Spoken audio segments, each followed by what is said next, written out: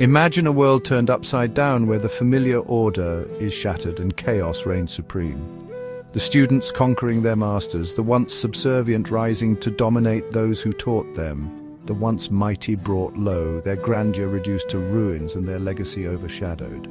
This wasn't a Greek tragedy, but the very real, very brutal Roman conquest of Greece, a seismic shift in the ancient world. By 146 BC, the land of Socrates, Plato, and Alexander the Great had fallen under the dominion of Rome, marking the end of an era. How could this happen? To understand, we must journey back to the Roman Republic, a rising power hungry for land and glory, driven by ambition and a relentless desire for expansion. They looked upon the fractured Greek city-states, weakened by infighting and internal strife, as ripe fruit waiting to be plucked, an opportunity for conquest.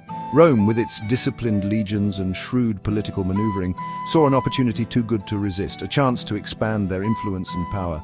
The Romans were masters of divide and conquer, turning Greek against Greek to further their own ambitions, exploiting every weakness to achieve their goals. Rome wasn't always the mighty empire we read about in history books. In fact, its beginnings were quite humble.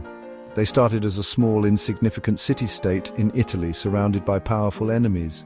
These adversaries were often larger and more established, making Rome's early survival a remarkable feat.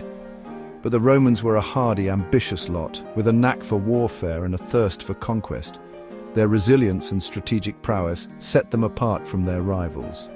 They built a powerful army, the legendary Roman legions, known for their discipline and tenacity. These legions were not just soldiers, they were a symbol of Roman strength and unity. Led by ambitious generals like Scipio Africanus and Lucius Mummius, they craved victory and glory. These leaders were not only skilled in battle, but also in inspiring their troops. Rome's success wasn't just about brute force, they were also masters of diplomacy. Their ability to negotiate and form alliances was crucial to their expansion. They offered protection to those who submitted, turning former foes into allies. This strategy of incorporating conquered peoples helped to stabilize and grow their empire. By the time they turned their attention to Greece, Rome was already a major player in the Mediterranean.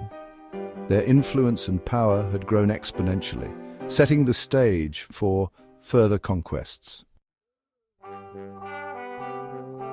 The Battle of Cynoscephalae in 197 BC stands as a grim monument to the changing tides of power.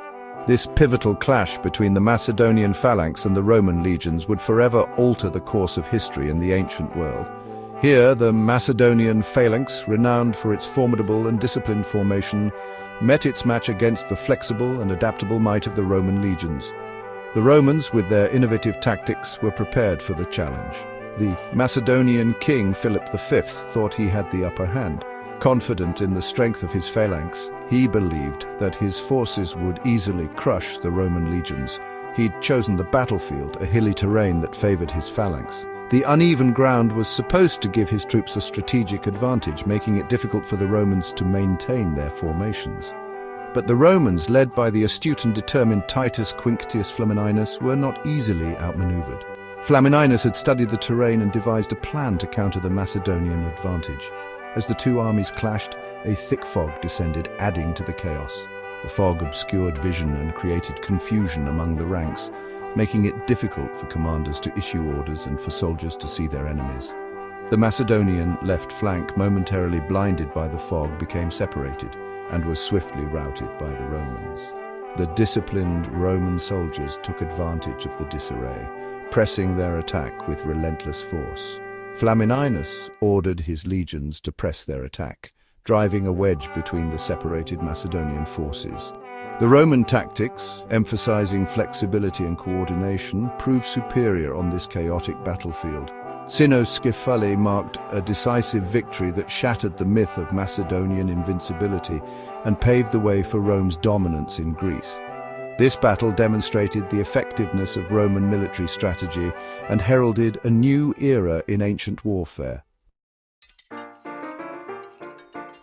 The Roman conquest of Greece wasn't just about battles and bloodshed, it was also about politics, economics, and the spread of Roman culture and influence.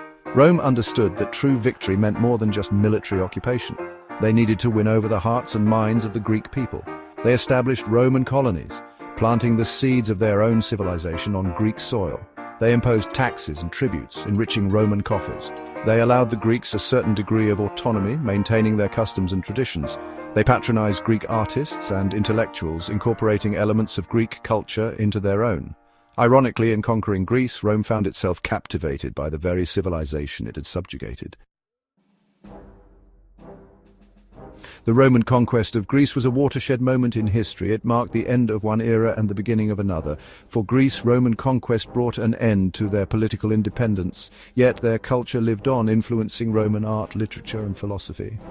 The Romans, for all their military might, embraced Greek culture. They adopted Greek gods, built temples, and read Homer and Plato. The legacy of this ancient conquest is woven into the fabric of Western civilization. From the Latin alphabet to the concept of democracy, the echoes of ancient Greece can still be felt today.